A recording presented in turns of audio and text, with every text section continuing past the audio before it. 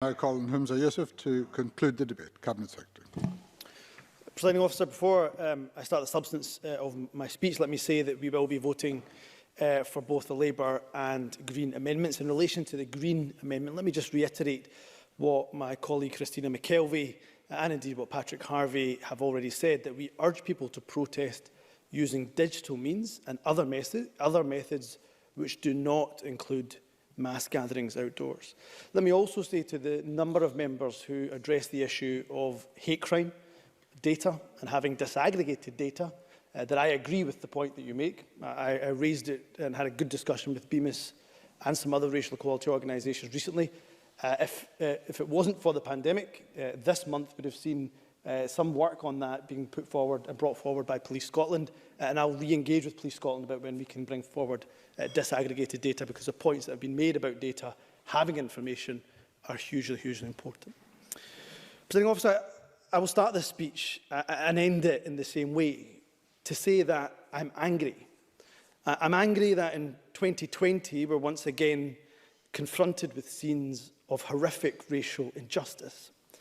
I'm angry that in 2020 we're still dealing with overt racism, with subtle racism, with institutional racism, with structural racism. Whichever form it takes, it is still racism. You may well think that as time has moved on, that racism has declined, that manifestations of overt racism are no longer commonplace. I'm afraid that's not the case, Presiding Officer. I don't have to cast my mind back particularly far. I suspect the same is true for Anas, to somebody calling me a Paki. Don't even start me on my Twitter timeline, which is frankly a cesspit of racism. I'm angry, Presiding Officer, because in this day and age, we're still telling people of colour to go home. Brian Whittle, what I thought was a really excellent contribution, says that he remembers a time in a bygone era when he would see casual racism on the TV. He doesn't have to go back to a bygone era, Presiding Officer. I heard it just yesterday. I saw a video clip yesterday of the social commentator and author Afua Hirsch on a panel chaired by LBC's Nick Ferrari. She explained her views of needing to confront the racism of figures in British history. And Nick Ferrari's response was, "If you don't like Britain, which is her home, why do you stay?" He would simply not have asked that question if a white person was sitting in the chair. But people of colour are still fair game when it comes to racism. Forget the racial jibes.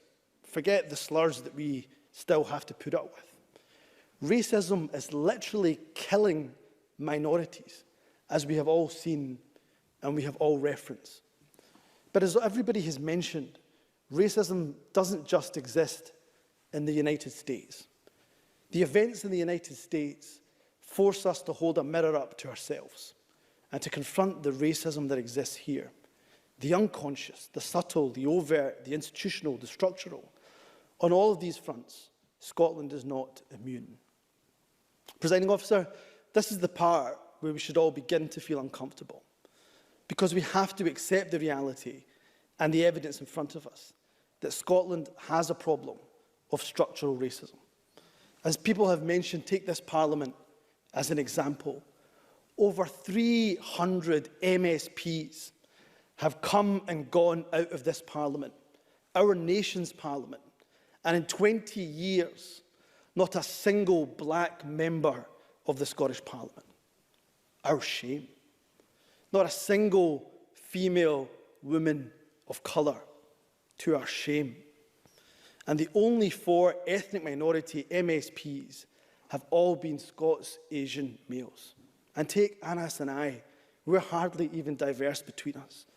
Both male, both born and raised in Glasgow's South Side, both in our mid-30s, both went to the same private school, both middle class. Our fathers even come from the same region in Pakistan.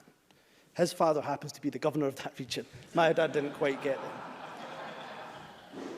The Conservatives, the Greens, the Liberal Democrats, they've never had a single person of colour make up their ranks in 20 years of devolution. I don't say that to point the finger. I say that because you know we have to make change. They've never had a single MP from Scotland that has been non-white in their history. And to my colleagues on the government bench, we know that we are not immune either. Some people were surprised. They were taken aback even by the mention on my social media that 99% of the meetings I go to, I'm the only non-white person in the room. But why are we so surprised when the most senior positions in Scotland are filled almost exclusively by those who are white? Take my portfolio alone. The Lord President, white. The Lord Justice Clerk, white. Every High Court judge, white. The Lord Advocate, white. The Solicitor General, white. The Chief Constable, white. Every Deputy Chief Constable, white. Every Assistant Chief Constable, white. The Head of the Law Society, white. The Head of the Faculty of Advocates, white. Every Prison Governor, white. And not just Justice. The Chief Medical Officer, white. The Chief Nursing Officer, white. The Chief Veterinary Officer, white. The Chief Social Work Advisor, white. Almost every trade union in this country headed by people who are white. In the Scottish Government, every Director General is white. Every chair of every public body is white. That is not good enough. I don't doubt that if I looked across the private sector, that black and minority ethnic people would similarly be underrepresented at senior levels. This is a collective failure on every single one of us.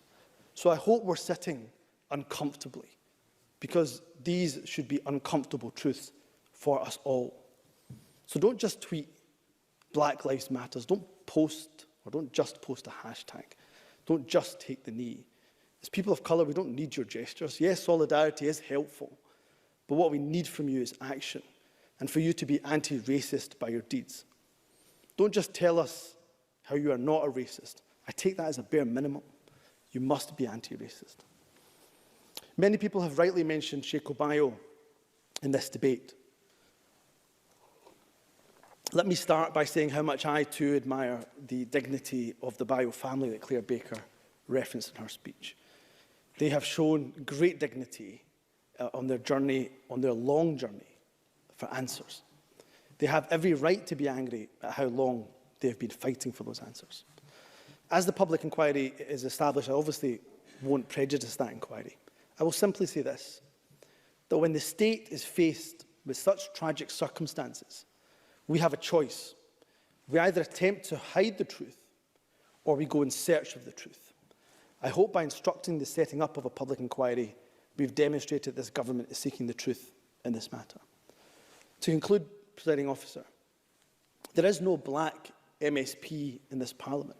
In a debate about Black Lives Matters, there isn't a black voice here, to our shame. So I want the last words in this debate to belong to George Floyd.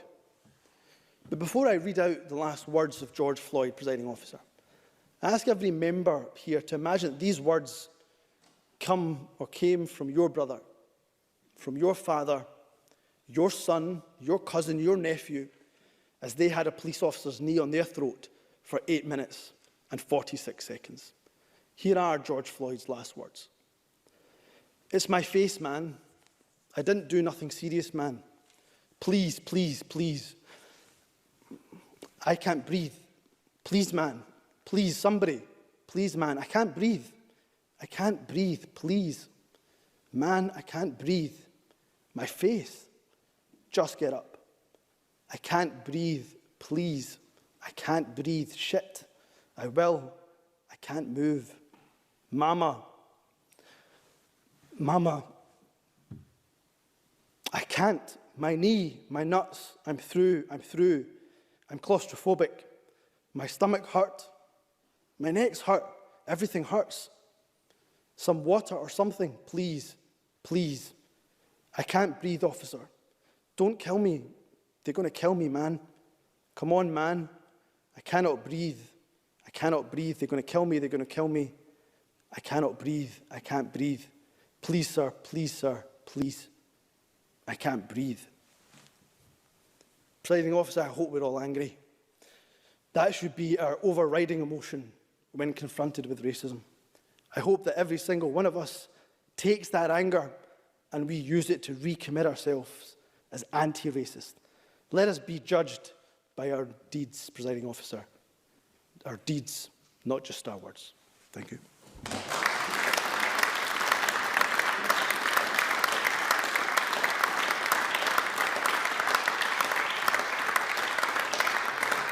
Thank you very much. That concludes the debate on showing solidarity with anti-racism, and we will move on in a few moments to the next item of business.